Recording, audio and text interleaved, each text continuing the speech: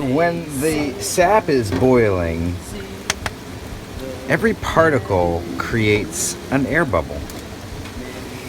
So the foam represents a collection of particles that essentially you want to remove from the syrup in order to improve its quality. So we skim the foam off mechanically with this little homemade rig here, and in a commercial situation there are defoaming agents that they will use. Sometimes they're simply fat or oil, just to decrease the surface tension and kill the bubble. But we like to do it the old-fashioned way. This kind of gives us something to do. As the foam forms, it decreases the surface area exposed to the air, and it slows down the boil and the evaporation.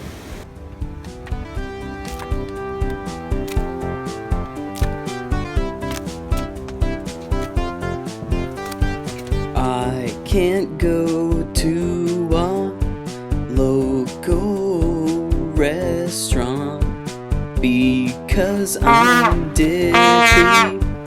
I'm where they want. I've got to stay inside so I don't hurt no one. But I'm all fed up, I'm truly done.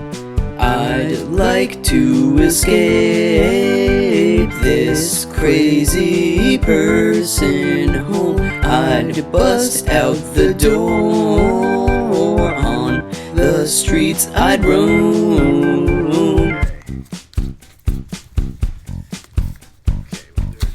One more spot, because I don't think that still feels that rugged. Ooh, your hands are nice and greasy now, huh? Magazine. Dun dun dun dun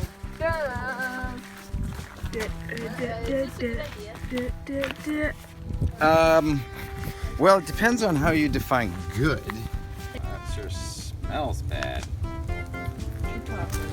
I'd like to escape this Mullen torch. crazy person home. I'd bust out the door. Yeah, that's bacon fat energy right there, mister. Whoa.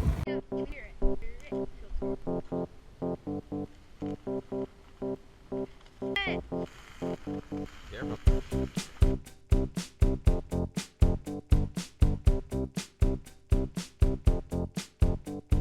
They say I'm crazy, the padded room kind. Mental hospital is where I... Yeah. Oh my god. You guys are going to school. Wait. I wonder if there's a boarding school that takes 5th graders. Yes, it's called juvie. I have 2 pots on the stove here now that contain my almost syrup. I finish it off on the inside because it's much safer. I know I won't go too far and make sugar or candy. In the oven, I bake my jars to sterilize them instead of boiling them. I actually just bake them at 250 degrees for 10, 15, 20 minutes. So I'm ready, and I boil my jar lids and all that stuff. So.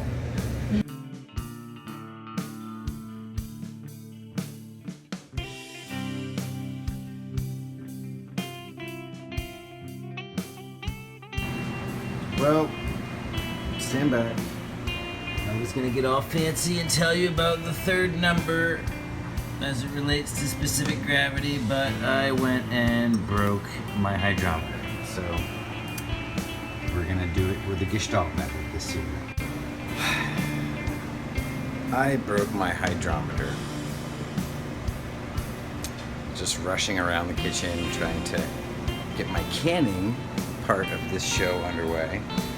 And I'm sure it had nothing to do with anything I've been drinking. Anyhow, broken hydrometer, plan B. Without the hydrometer, I'm going to be doing what's called the sheet test. Anybody who has made jelly or jam will totally understand what the sheet test is all about. So the idea behind the sheet test is basically you take a clean and dry spoon, dip it into your liquid, and slowly pour off the edge of the spoon.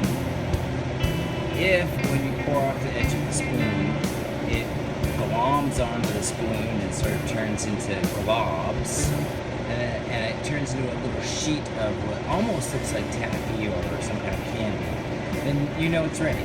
If it just dumps off like it's liquid, then it's still liquid, and it's not syrup yet. So just dip in a little bit and pour.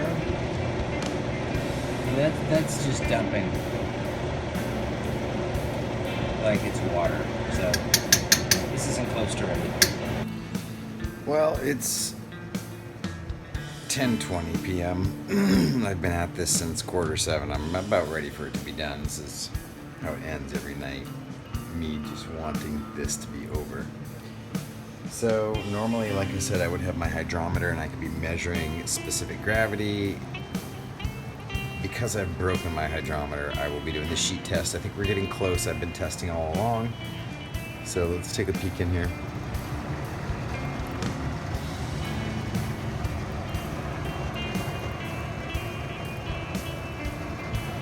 Okay, here we go. Sheet test. Scoop a little bit up. Sort of look at the characteristics of the dripping.